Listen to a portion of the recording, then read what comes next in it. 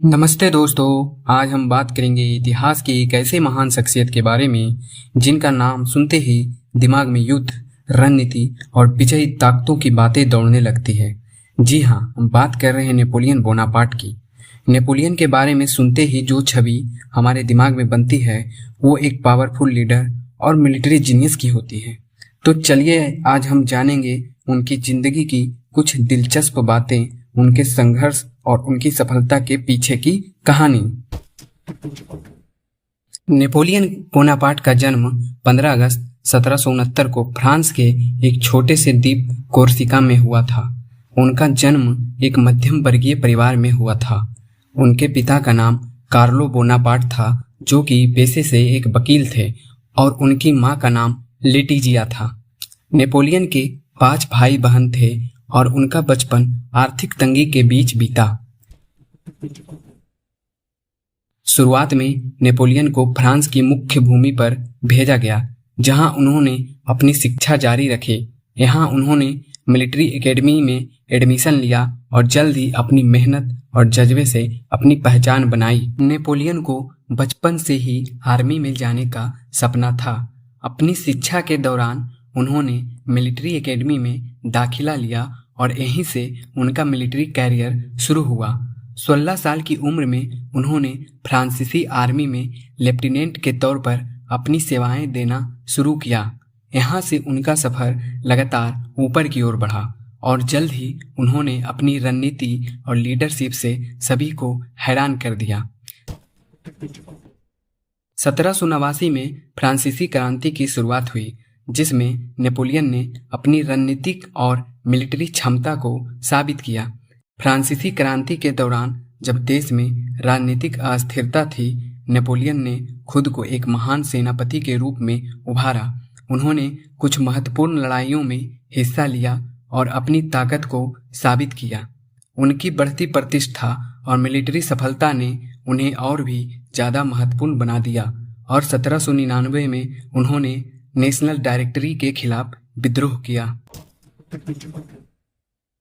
1799 में राजनीतिक तख्ता पलट के बाद नेपोलियन ने खुद को फ्रांस का फर्स्ट कंसुलर घोषित किया। 1804 में इन्होंने खुद को फ्रांस का सम्राट घोषित किया और एक नए राजनीतिक युग की शुरुआत की। नेपोलियन ने यूरोप में अपने साम्राज्य का विस्तार किया। उन्होंने फ्रांस के बाहर कई देशों को जीतकर उन्हें अपने साम्राज्य का हिस्सा बना लिया। उनकी विजयों ने उन्हें किंग ऑफ यूरोप के रूप में स्थापित कर दिया। नेपोलियन को मिलिट्री रणनीतियों का मास्टर माना जाता है। उनकी आर्मी को ग्रांडे आर्मी कहा जाता था और उनका एक लक्ष्य हमेशा अपने दुश्मनों को चौंका देना होता था।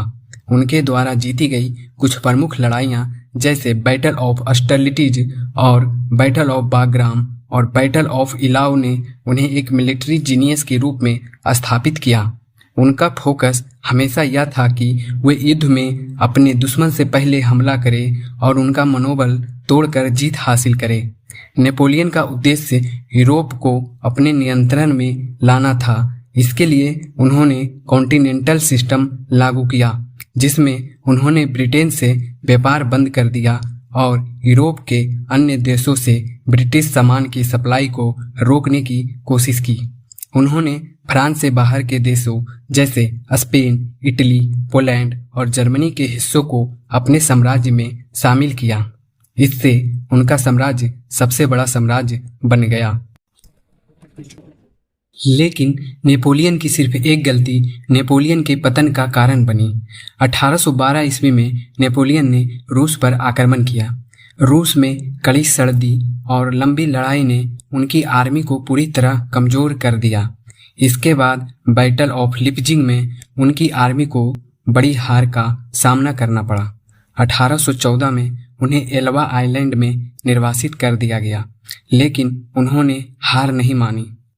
1815 में नेपोलियन ने एल्वा आइलैंड से भागकर फ्रांस वापस लौटने का फैसला किया और 100 डेज की लड़ाई के दौरान अपनी सत्ता फिर से हासिल करने की कोशिश की।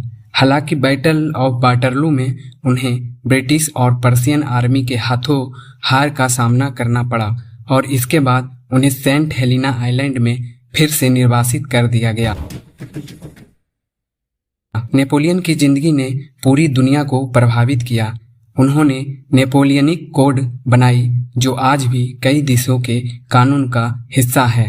उनकी मिलिट्री रणनीतियों और राजनीतिक समझ ने यूरोप की राजनीति को नई दिशा दी। उनके योगदान से शिक्षा, विज्ञान और प्रशासन में भी सुधार हुए और उनकी विचारधारा आज भी समकालीन नेताओं को प्रभावित करती है। तो दोस्तों, आज हमने जाना नेपोलियन बोनापार्ट की जिंदगी के बारे में, एक ऐसे व्यक्ति की कहानी जिसने अपनी दृढ़ इच्छा शक्ति और रणनीति से इतिहास को बदल डाला।